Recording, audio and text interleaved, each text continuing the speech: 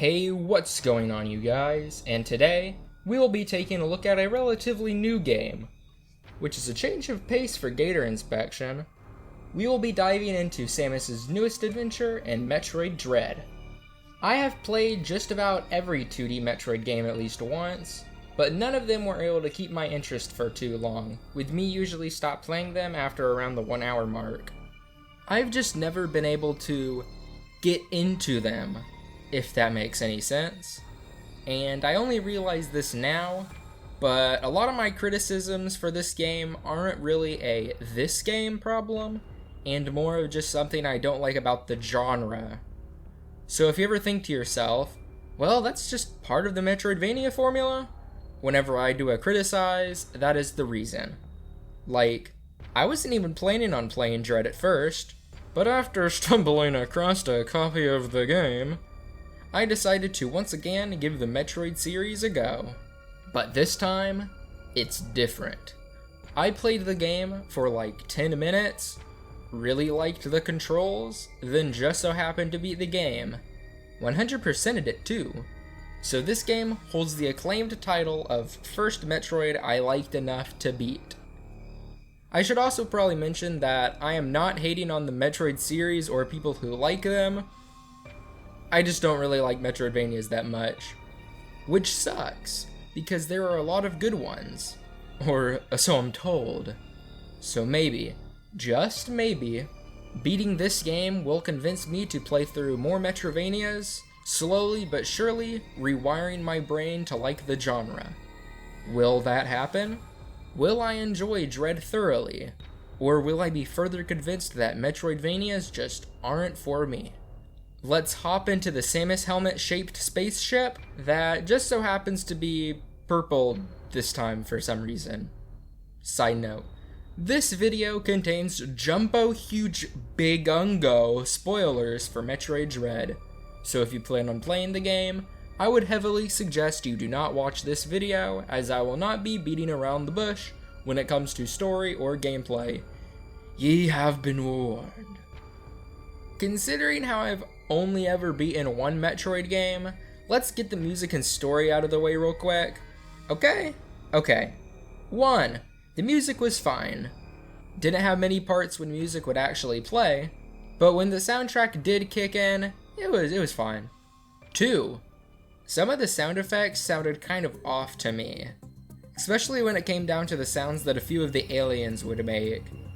They sounded really crunchy, almost like they came from a 3DS game. 3. One last spoiler warning. Huge spoiler in 3, 2, 1. The main bad bird guy is Samus's dad. That's crazy. Or maybe it's just because she has some of his DNA now, and he's not actually her dad, I don't know. Not quite caught up on my Metroid lore. Speaking of DNA though, Samus is now technically maybe full Metroid, due to the Metroid DNA in her fully activating. So if someone calls Samus Metroid, it is technically not false anymore. 4. Kinda forgot I was doing a numbered list for this segment, but Kraid showing up was kinda cool, even though they showed him in the trailer. Nice one, Nintendork. 5. I was very surprised that there was no mention of Ridley, at all. I know Ridley isn't in every Metroid game, but for the first Metroid game to be released on console since, the Wii, I think, kind of expected the big guy to be here for Samus's big day. 6. The Emmys kinda did nothing for the story. At all. Sorta wish they weren't in the game at all for both story and gameplay reasons.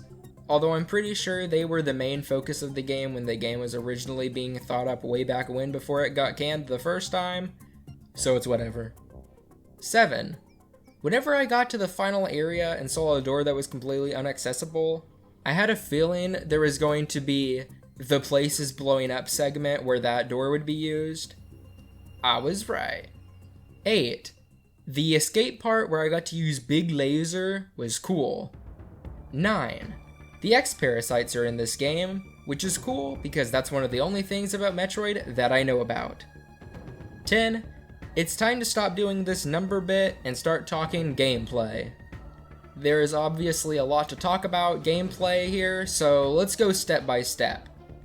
The controls in this game can sometimes be really good, sometimes really bad. The shooting missiles and charge shots part of the controls feels nice. Being able to aim in any direction gives you the ability to pull off some real gamer shots if the moment calls for it. Even though I would have appreciated it if you could use the left control stick to aim with jumping being mapped to one of the trigger buttons. But that's just my twin stick shooter brain rot talking. So the way you aim in this game it's perfectly fine. The Morph Ball is still a Morph Ball, but this time you're able to jump while in ball form right off the bat, which I feel like is something that should be unlocked whenever you get the Morph Ball instead of being a separate power-up. Although you never get access to the Spider Ball in this one though, which is kind of odd. I feel like it would have added a lot of depth to some of the more uninteresting Morph Ball puzzles, or make it easier to collect some difficult to obtain items whenever you do eventually unlock it. On the topic of puzzles, I'm not sure what the popular consensus on this upgrade is, but I absolutely despise the speed boost. I hate having a bunch of long hallways to allow you to get to top speed.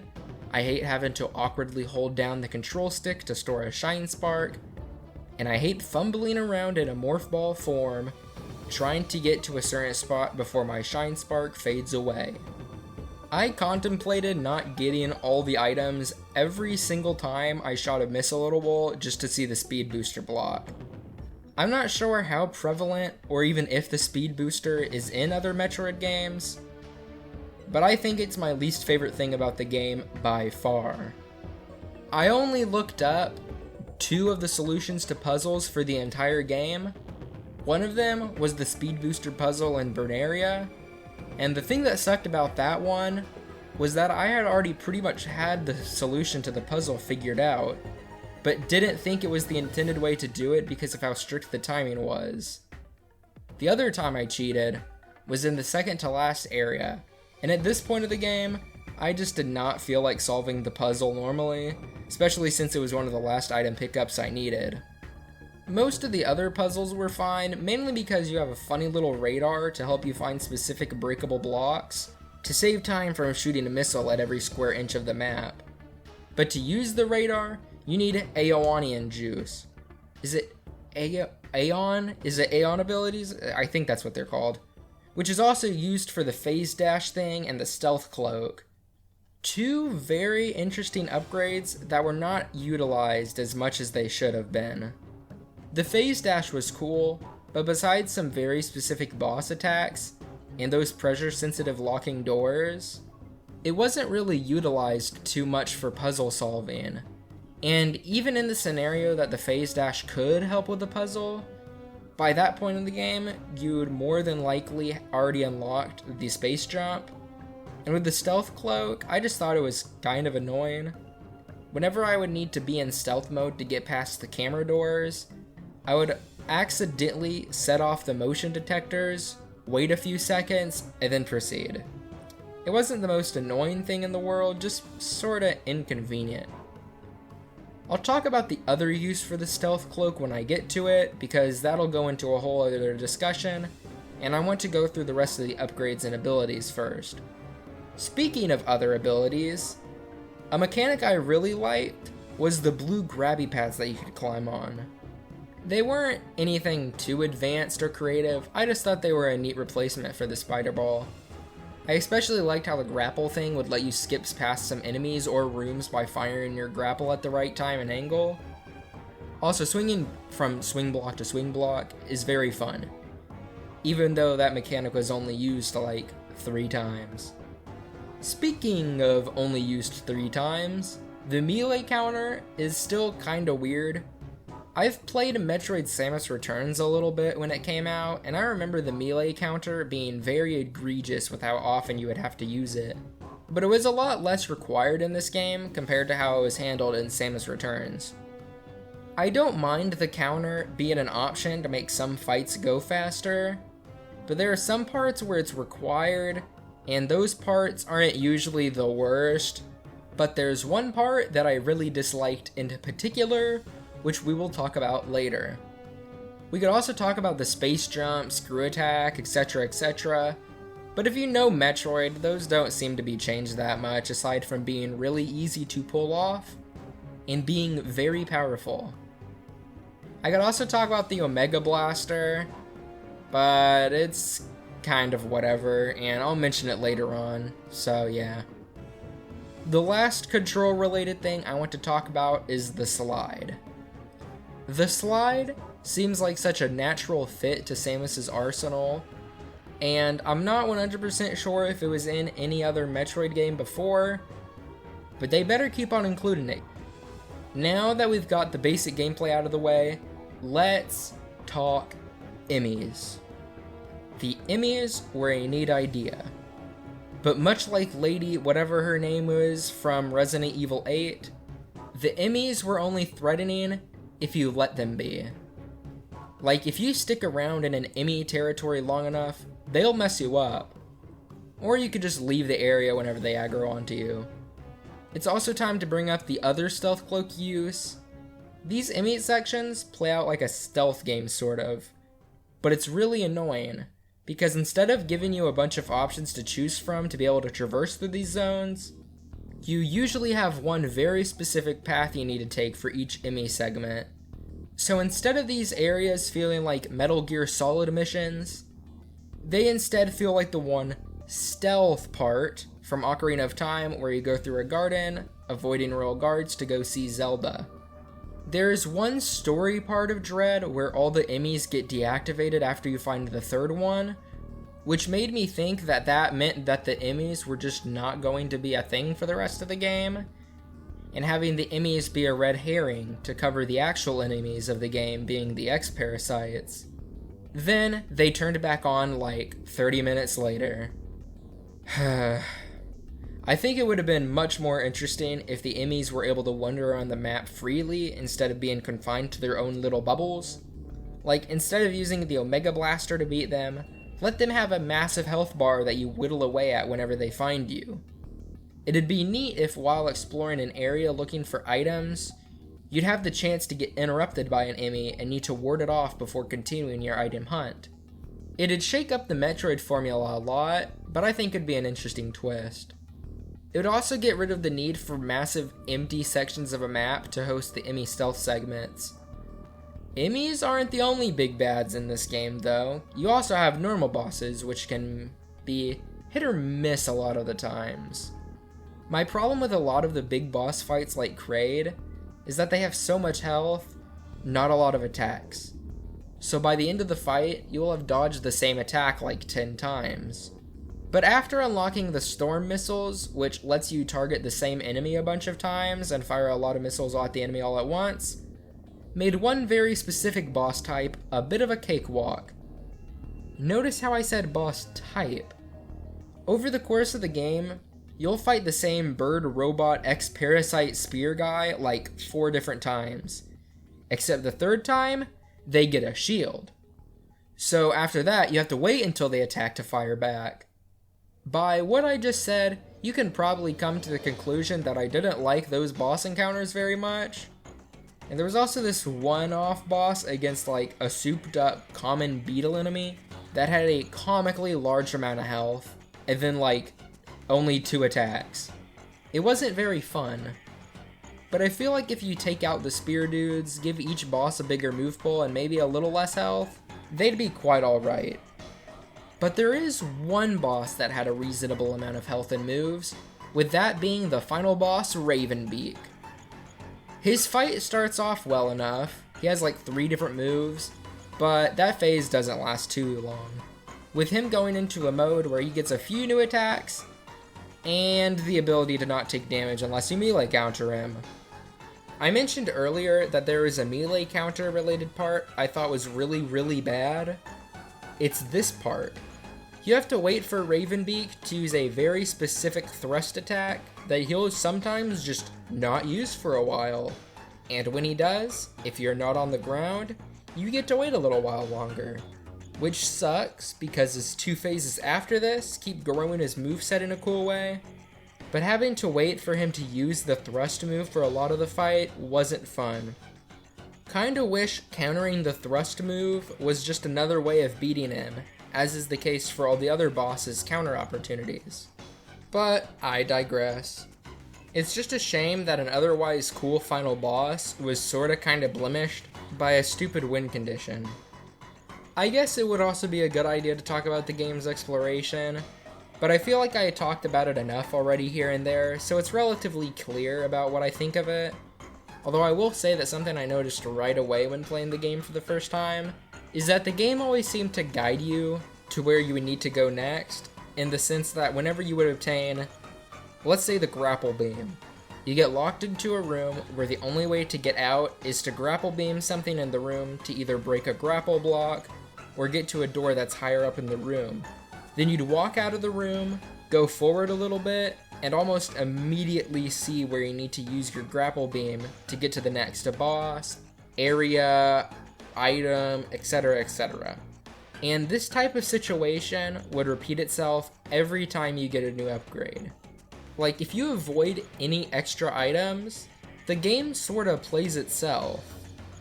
Now, I do know there are many sequence break type things you can do in the game, with some of them being intentionally there for you to find, but that doesn't change the fact that on a first playthrough, unless you're a seasoned Metroid gamer, you'll more than likely follow the designated path until you unlock the power bombs, and either fight the final boss then and there, maybe struggling a bit due to not having enough resources, or you do the Metroidvania backtrack technique to get all the items you missed on your journey, and then slap Ravenbeak around like a common enemy.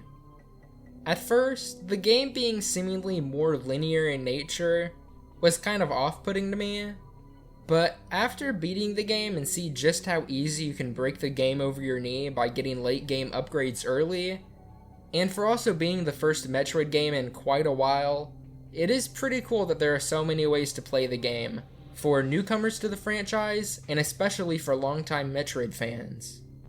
But I am not one of those, so lol. Although... Hey, Samuel in the future, this is where you edit the live action part in the next bit. Good. And that's what this whole Gator inspection is all about. To maybe convince myself to give other Metroid games another try. Maybe even convincing myself to become a fan in the process. And this is the goal of Metroid Dread Gator inspection. Now, if you'll excuse me, I've got to get back to playing Metroid Samus Returns on my Nintendo 3DS. Anyway, I like exploring places in video games a lot. I like looking around for small upgrades that juice me up, whether it be because I'm looking for items to buff me up before the next boss, or just because I want to do a little bit of exploring. But I do think that the game could have used more variety when it came to the items, as I don't really think I needed 275 missiles to beat Ravenbeak. It would have been also cool to maybe get items that would increase how fast I can fire missiles, how long it takes to charge up a charge shot, how many times I can lock onto an enemy for storm missiles, max amount of ion, or even defense. As even though I had well over 1,000 health, every energy upgrade would give me 100 health, but enemies eventually started doing more than 100 health per hit, so instead of getting extra health so I can tank more hits, it was more like I was getting HP buffs so that I wouldn't get blasted immediately. I never felt like I had extra health to spare, up until I went back and collected all the items I missed before taking on the final boss. Although that might just be Metroidvania commonplace, I don't know. This is the first time I've beaten a Metroidvania. Unless you count Dark Souls, I guess. Or Cave Story. On the topic of Dark Souls though, before playing this game, I heard that it was very difficult. The most difficult game in the series even. But I don't know, it was kind of easy. The only quote-unquote challenging thing in the game was how much health all the enemies had. I mentioned the bosses having a lot of health, but the enemies in general are also very tanky.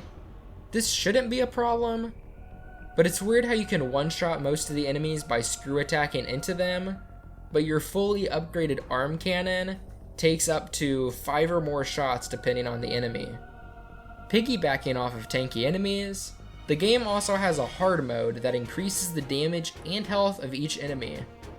I've not played the hard mode for too long, but I'll probably beat the game with it on at some point, but not now. But in terms of playing Metroid games, it's about time I go back and answer the question I presented at the beginning of the video. Did I not give the Metroidvania genre enough of a chance? Well, after 100% completing Dread in 10 hours, I can without a doubt say that I quite enjoyed my time playing as Miss Iran, shooting funny aliens that sound a bit crunchy. But does this mean I'll play more Metroidvanias? I don't know, maybe. Okay, probably. Metroid is one of those series I like to look into, but not enough to where I actually play the games. But now that I've got my toes wet, maybe it's about time I go for a swim.